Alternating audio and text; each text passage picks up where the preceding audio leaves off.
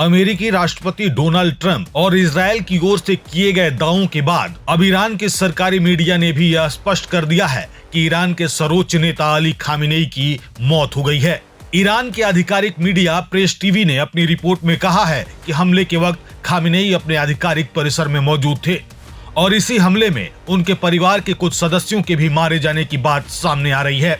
इस खबर के सामने आते ही पूरी दुनिया में भू राजनीतिक तनाव अचानक बेहद तेज हो गया है और पश्चिम एशिया में बड़े युद्ध की आशंका को लेकर अंतर्राष्ट्रीय स्तर पर चिंता गहराती जा रही है। ईरानी मीडिया के अनुसार ट्रंप और इजरायली नेतृत्व की ओर से किए गए दावों के बाद अब ईरान की सरकारी समाचार agency Islamic Republic news agency और प्रेस टीवी दोनों ने आधिकारिक तौर पर खामेनेई की मौत की पुष्टि कर दी है। प्रेस टीवी ने अपनी रिपोर्ट में लिखा है कि इस्लामिक क्रांति के सर्वोच्च नेता अयतुल्ला अली खामेनेई अमेरिका और इजरायल द्वारा किए गए संयुक्त हवाई हमलों में मारे गए हैं। सरकारी प्रसारण में यह भी कहा गया है कि हमले के समय खामेनेई अपने दफ्तर में मौजूद थे और उस परिसर को सीधे निशाना बनाया गया। रिपोर्ट में इस कार्रवाई को बेहद सुनियोजित और उच्च स्तरीय खुफिया जानकारी पर आधारित बताया गया है।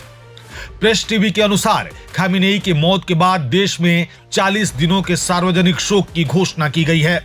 सरकारी इमारतों और प्रमुख धार्मिक स्थलों पर झंडे झुका दिए गए हैं और विशेष श्रद्धांजलि कार्यक्रमों की तैयारी की जा रही है। इस बीच ईरान की सबसे ताकतवर सैन्य संस्था IRGC ने भी एक औपचारिक बयान जारी कर खामेनेई की मौत पर शोक व्यक्त किया है।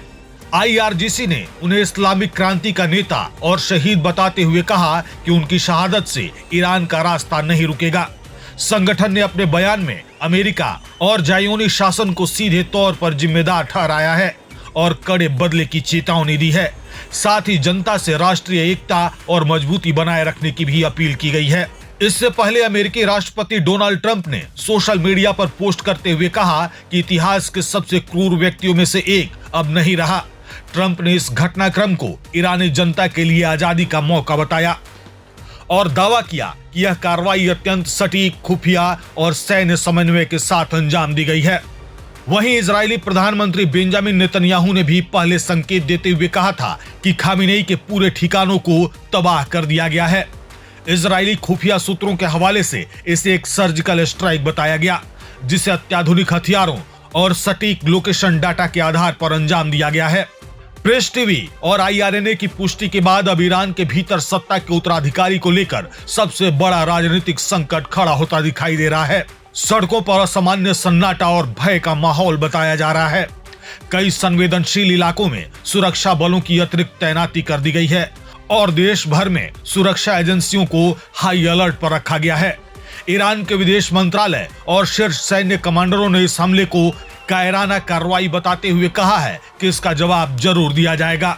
आधिकारिक बयानों में संकेत दिए गए हैं कि ईरान इसे केवल एक सैन्य हमला नहीं बल्कि सीधे तौर पर देश की संप्रभुता और व्यवस्था पर हमला मान रहा है।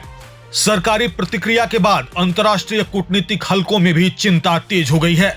पश्चिम एशिया पहले ही कई मोर्चों पर तनाव से गुजर रहा है और खामेनेई की मौत की आधिकारिक पुष्टि के दावे के बाद परमाणु टकराव और व्यापक युद्ध की आशंकाएं खुलकर सामने आ रही हैं।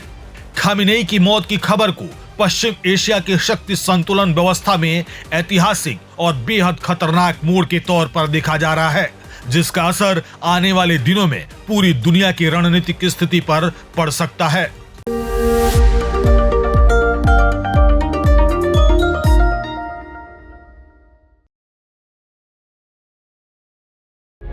प्रभातखबर.com, विश्वास वही, रफ्तार नहीं।